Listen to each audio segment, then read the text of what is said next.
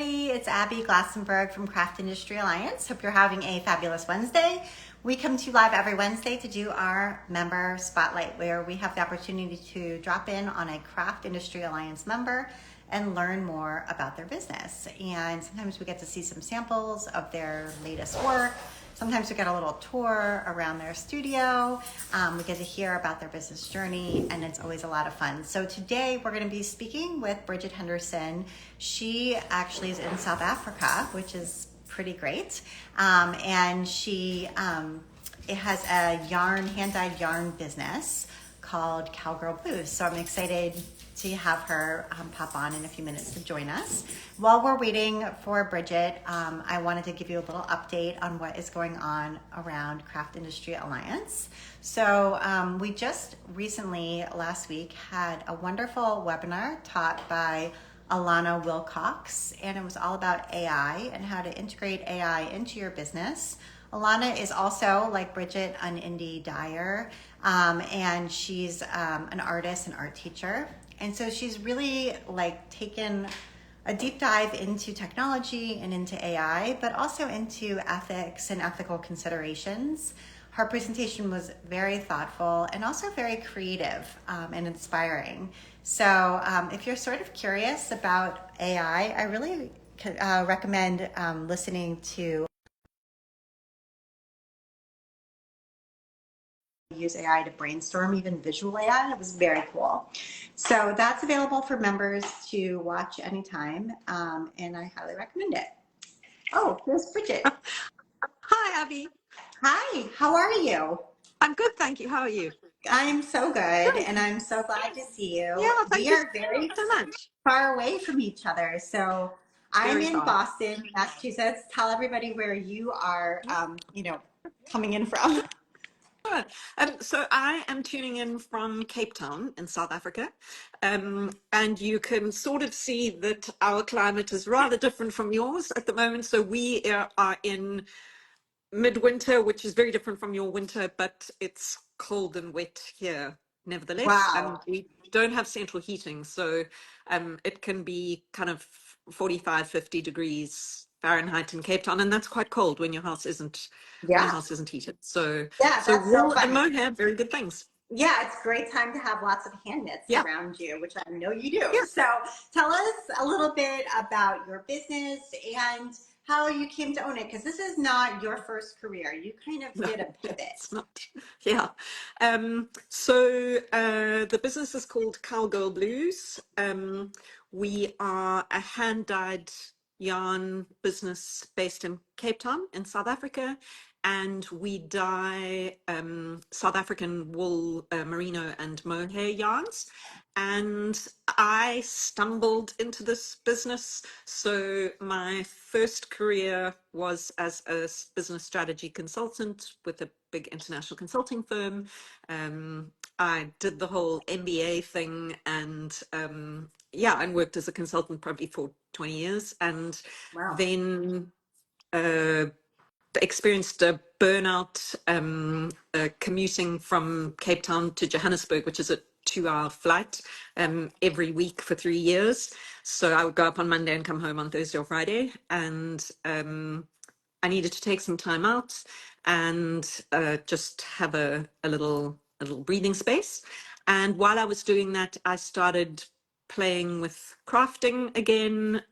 I had learned to knit as a small child. My grandmother taught me, and my mother always knitted. And if people in my family make stuff, in different ways and shapes and forms. And so I started playing, and then I saw a Dutch designer called Christine Meindertsma she was the first person who came up with that kind of knitted ball sea urchin thing, the big scale one. And she had knitted an Aran carpet. So it was a rug with very thick yarn and a traditional Aran design. And I thought, oh, that's a cool project. Why don't I make one of those? And of course, that kind of led me down a rabbit hole of, oh, well, you need some really thick yarn. You can't get any in South Africa. You'll have to spin it. So I learned to spin, and then spinning kind of naturally leads you to dyeing. And I thought we've got all these incredible raw materials in South Africa, but almost no value add here. Most of them are exported in very raw form, Hmm. and then sold in a more value added way. So it seemed like a no-brainer that there had to be a business opportunity, and I kind of stumbled my way through it. Yeah, wow, that's amazing. So, what were some of the first steps to doing that? Because I will also say that many people who started that, who wanted to start a project of the kind you just described, would then realize it was hard and give up and just move on to something else. Yep. And same thing with realizing that, there wasn't necessarily a South African yarn company that was adding value to the raw materials that were available. A lot of people would have been like, wow, that's too bad. Give up, move on. Yeah. So it does say something about you that you're like, oh no, problem to be solved, I'll learn to spin. Problem to be solved, I'll figure out a business. So, I think that does say something about your personality and your sort of ability to, plow through and figure out a way. So Yeah. that's kind of remarkable. But anyway, so what were some of the first steps that you took to actually start a business doing this? Well, sort of some of the first things I did. So we also have incredibly high unemployment in South Africa, and this was a journey for me of finding my creative voice in terms of going back to crafting. And I have always very strongly felt that this business is about empowering women, particularly in a creative way, because a lot of people, particularly women, don't necessarily have, well, they don't have tertiary education. Not everyone has got secondary school education, but there is a lot of traditional work in our many cultures in South Africa where people work with their hands, women especially. And so I started thinking, okay, well, we'll buy some yarn, we'll knit or crochet scarves, shawls, and things and sell Okay. those. And so I found some people who were looking for work, and we made a few samples, and I did some sort of Avon lady style, Tupperware party style, get some friends over to my house and then get someone to invite some friends to their house. And I sold a few things. I mean, it was all quite tenuous, and I was still working as a consultant on various projects on the side to support myself. And so for a year or two, I was based at home.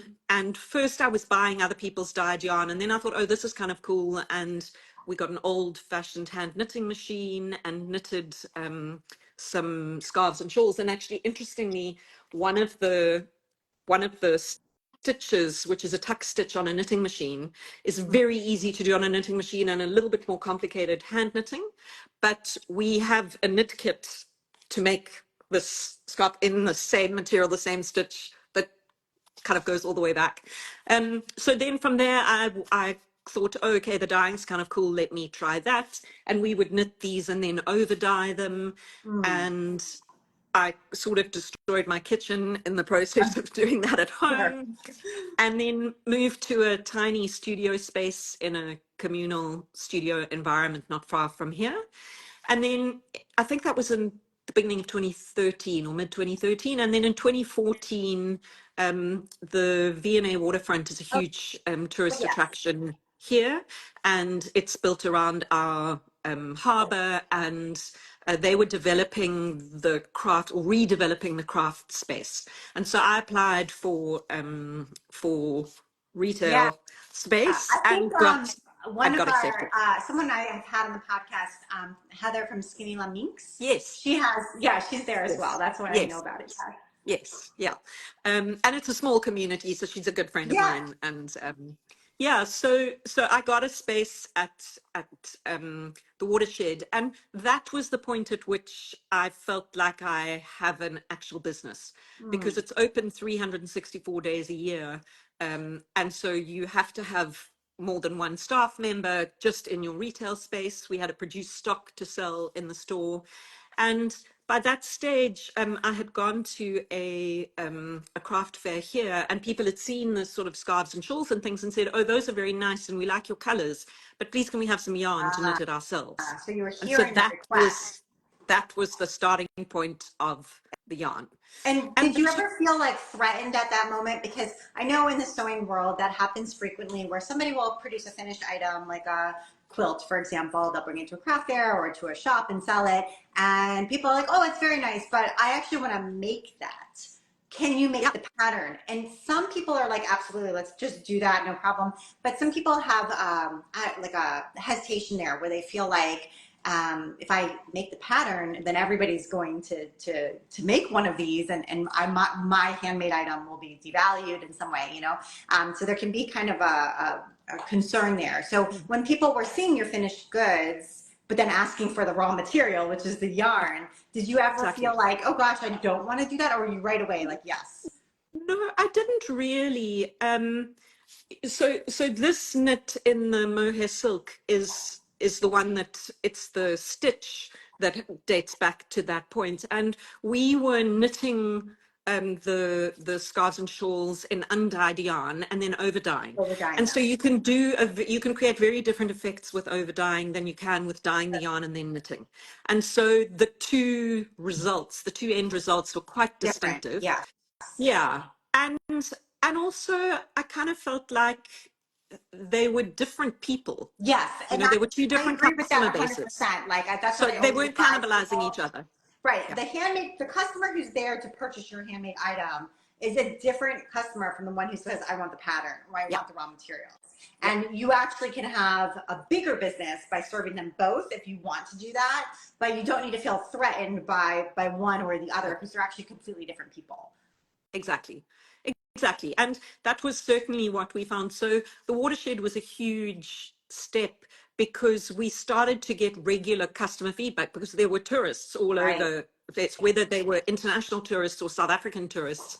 And so we started to see, okay, there are these customers who want a ready-made gift for themselves or to take home to someone, versus there are these people who make things who want the yarns to knit it themselves. It's so helpful to And have people like look at your product, come exactly. in, pick it up, make an offhanded comment to their friend or whatever, but you're Yeah, there and you're listening to all of it. And sometimes it can be hurtful, but of at the same time, course. it's incredibly helpful if you're able to get that like objective viewpoint where you're saying, okay, well, like 30%, 40%, 50% people coming in here are saying the same thing. And even though that wasn't my original vision, maybe that's what I need to be doing.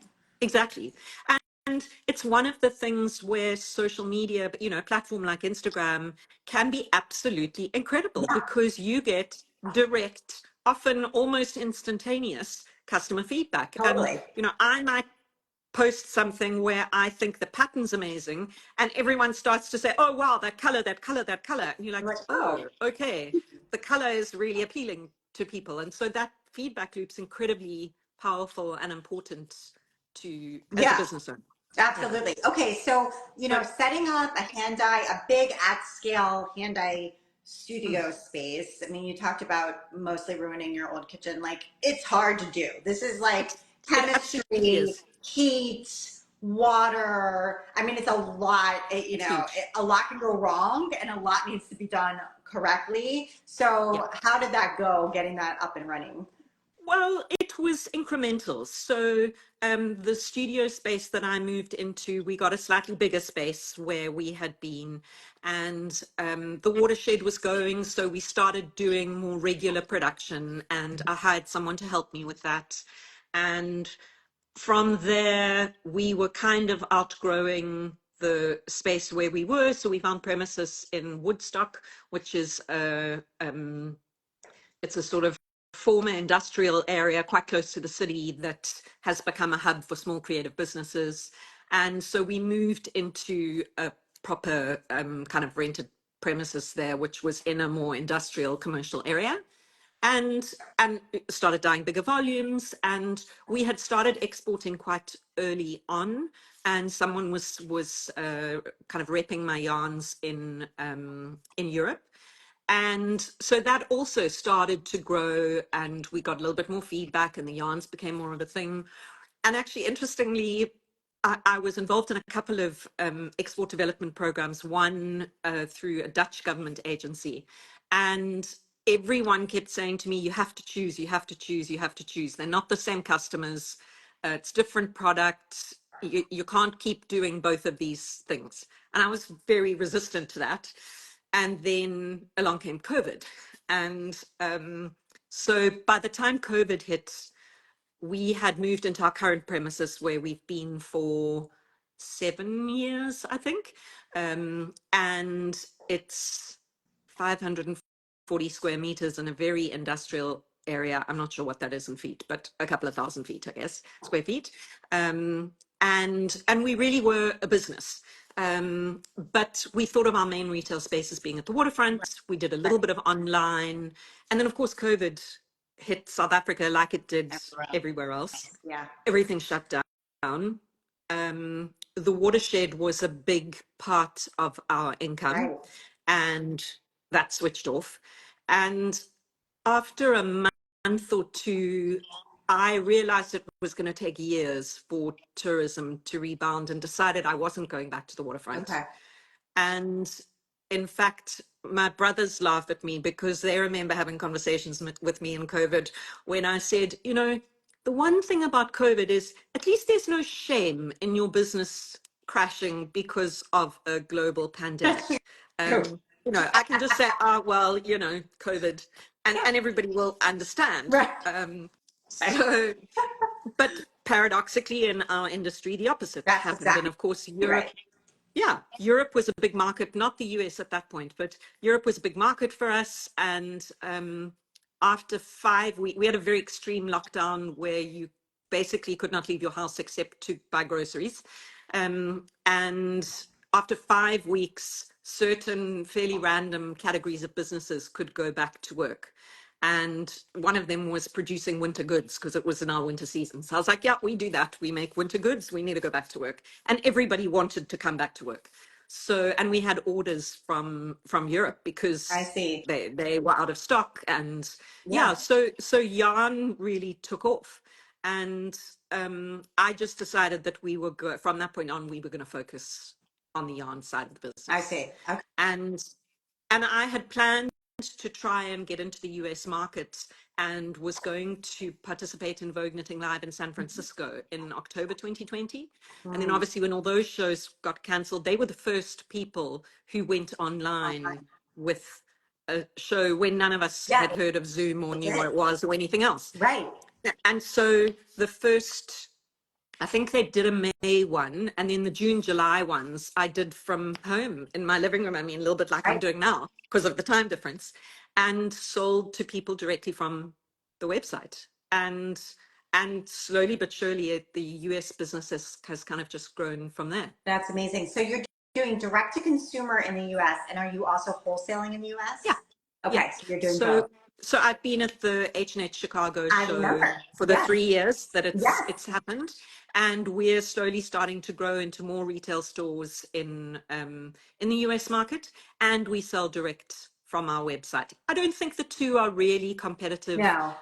Because there's different product available from, you know, not all stores stock all of our yarns, and yeah, and it's, you know, it's certainly no one seems to be unhappy about it at this stage. Absolutely. And so just before, I want to see some samples because I'm sure you have some things ready. But before we get to all the yummy stuff, I wanted to hear a little bit about the value you see or don't see in spending the inordinate amount of money that it must cost for you to fly from South Africa to Chicago and stay and do a show like that. I think there's a lot to think about there. And I think there's a lot of brands who might say, well, it would be great, but it's not going to be worthwhile to me, or it is worthwhile to me and I'm going to spend and do it every year. So what is your impression, or what have some of the returns on your investment or not been for actually making the trip and the sacrifice? Well, so we're very fortunate in some respects in South Africa in that we have a Department of Trade and Industry that has effectively a grant for export development. That's great. And so I have applied, and I've been through the process many times. It's quite difficult to get it, so I know how to apply for the grant and you have to pay the money up front and then get reimbursed afterwards. But that has been incredibly helpful. And so for anyone who's considering things like that, finding out what grants are available is huge. Yeah. in the US, we have similar Yeah. situations for going to H&H Cologne, for Yeah. example, but it's by state. So you can apply to a state Okay. agency to get an Yeah. export grant like that. But Yeah. definitely look into it because it sounds like maybe they exist in other countries as well. And it's worth Exactly. your, Yeah. worth the time and energy invested. For sure. And when it makes the difference between covering the full cost of the show yourself, it minimizes the risk in an enormous level when you're going for the first time. Like the first time I went, and it was just post-COVID, no one knew, the show had never happened Right. before, no one knew whether people were going to come, whether people would buy. Right. And so finding ways to minimize the impact of the risks that you're taking is huge in a small business. So that was very helpful. Yeah. And then I had a few leads going into the first show, and I'd been to H&H Cologne before, and so I kind of knew, I had some ideas, and the experience with direct to consumer through Vogue Knitting Live was also hugely helpful because I had a little bit of a sense of what to expect. And then it's also been a huge learning Yeah. curve. And I feel like I've got better and better, Yeah. and our participation's got stronger. The booth looks Right. better. The Every materials are year. better. I'm more Yeah. organized every time. Absolutely. There is a learning curve and there's And no you way to always escape it. look back and make mistakes and think, oh Yeah. gosh, I could have done that better and I messed that piece up. But it doesn't really matter. You were No. there, you were Yeah. making yourself known, getting some name recognition and learning. I mean, really, in some ways, the only way to learn is just go and do it. Experience is a part of the learning Yeah, process, and you can learn from books as much as you want, yeah. but when you actually try it yourself, it's different. It is And different. I also, that first time I went on the Indie Untangled booth, Yeah, pavilion, and that was also very helpful because it was a smaller right. Space, booth, less, it was supported. yeah. Yeah. Yeah, Yeah, absolutely. so that also made a Indian big difference. Tangled, Newcomers Pavilion, it's definitely Yeah. something to Yeah. consider. You can get a booth for around $1,000 US, somewhere in Yeah. that range. It might be a little more, Yeah. whatever, but it's not much more than that. No. And it's a nice small space, but it's centrally located, which is really nice. So it's not like you're off in some sort of corner or Yeah. whatever. You're like right in the middle, and there's lots of small. And I think a lot of retailers enjoy it. I enjoy Yeah. it because you're discovering little new brand after little new brand. And so it's like all this stuff you've never seen before. And it's all Yeah. in this one little area. So I think it's kind of a great Yeah. way to be at the show. Very much Yeah, so.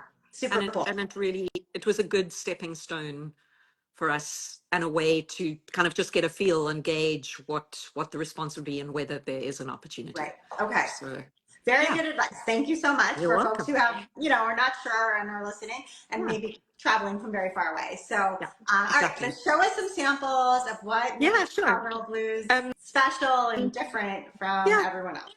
So the thing people always tell me about what makes us different is our colors.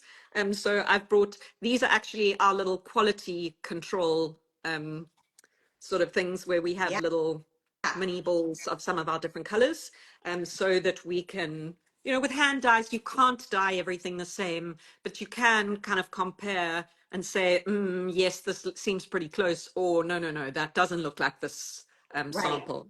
Um, and you can see our color palette here. So we also do these mini balls Oh, beautiful. What a where you can gorgeous get, box. yeah, and they're a little bit like, we call the little sample ones yarn candies I was just gonna because say it's like they a box of feel candy. they Oh feel yeah, a little bit like candies. yeah. Yeah. So that kind of gives you an idea of our colors. We do solid colors and variegated colors, and we do different yarns. So merino will, we've got 3 pure merino bases.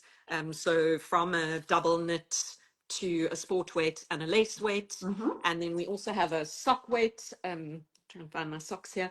I don't like knitting socks, but I have knitted a pair. Oh, look at But those. my Those mum colors likes are to knit socks. fantastic. Yeah, and so it's the color combining Yes. also that I'm really interested in. And these are 2 new colors that we brought out this year, the African Violet and Karoo Gold, which is a sort of chartreuse. Yes. Um, and I'm a little bit obsessed with pink and green and purple and green. So this is a crochet Oh, shawl beautiful. project. Yeah. That's a pattern from a South African crochet designer, Sweet Crochet Dreams. And yeah, so it's nice to also kind of share the exposure Totally. we're getting With with designers. other businesses. Yeah. And then we do variegated colors as well. So I mean, I can kind of just Yeah. show Show. you some Go for it. swatches. Oh, So that's beautiful. naming colors is very I bet. difficult. You got to have a theme, and so my theme tends to be music. A lot of it's sort of fairly 80s. So these have color names like Bette Midler, um, Joni Oh Mitchell. my gosh. Um, let me see, Celine Dion. Oh, love it. As a Uh, child of the 80s, this is yeah, great. well, Titanic came to a watery end, so that felt like a good color for me. And we've got Tracy Oh, Chapman. love it. Yeah, yeah, we play with color. We have a range of consistent colors that are available, where we update the color palette kind of once a year, and we'll retire a few colors and bring in some new ones. But we try to keep it reasonably stable. So we're not indie dyers in the kind of classic sense of, oh, there's a new batch of yarns out and what's there. But we actually are busy preparing for our annual sale. So with yarns like the DK, there are about 190 yards in a skein, and we wind our own skeins. So we keep the skeins that have a join in them aside, and then once a year we dye those up for our sale. And what we did last year is everyone on the team got to dye their own color. Ah, And that's so those all fun. got put up for sale with their name on them. And then this year we did the same thing, but we have a community morning for customers the first Saturday of the month. And so a couple of weeks ago when we had it, I just sort of said impromptu, does anyone want to try dyeing? And Yeah. so a bunch of customers dyed some of the Okay. yarns for the sale as well. So yeah, so that's been really fun, and also an important part of what the business is about Yeah. for me. That it's about connections and Yeah. relationships, and um, yeah, growing as people as much as it is about growing as a Yeah, business. absolutely. So when is that sale, and can people who are Oh yeah, not local to you take part? absolutely, they can. So Okay. what I would suggest is follow us on Instagram. Okay.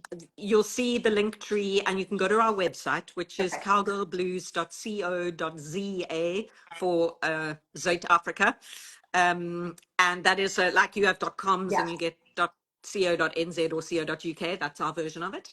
And sign up for our newsletter, because that's where all the info will be. Super. Next week there's a little bit of kind of teaser about sale colors, and then the sale is on Tuesday, the 30th of Okay. July. Well, mark your calendars as Yeah, well, but definitely sign up for the newsletter. That sounds yeah, like a lot of fun yeah. and a great way to, get some Exactly, maybe slightly less expensive exactly, skeins and try it out. exactly, exactly. Wonderful. Well, Bridget, this has been great. I loved hearing your Thanks so story much, and how Ashley. you built this business. And, there were various pivots along the way and learning Of curves along course. the way, as we all have. Yep. And it's easy for people to look in from the outside and see this beautiful, thriving business and think, oh, it's just like magic. And she's, but no, No. of course, there's been so much hard work along the way. So I Yeah. just loved hearing about it. And thank you for Thank being you. a Craft Industry Alliance member. And thanks for doing this. Ah, it's been an amazing platform. I mean, the time difference is tricky for a lot of the kind of participatory events, but it's been incredible. That first time in Chicago, Yeah, kind of going to that, having at least one evening where I was like, right, okay, I'm going to meet right. people that I don't I loved know. meeting you Yeah, there, and I'm so glad you were it was able to great. come. And I Yeah, hope to see you again in person in Chicago. But I'll be you following along you will online. definitely. Okay, wonderful. Awesome. Thank you so Thanks much. so much, Thanks for Abby. everyone who joined us today, and we'll see you in 2 weeks because I'm on vacation next week. So thank you so much, Have a great everybody. vacation. Bye. Okay, bye.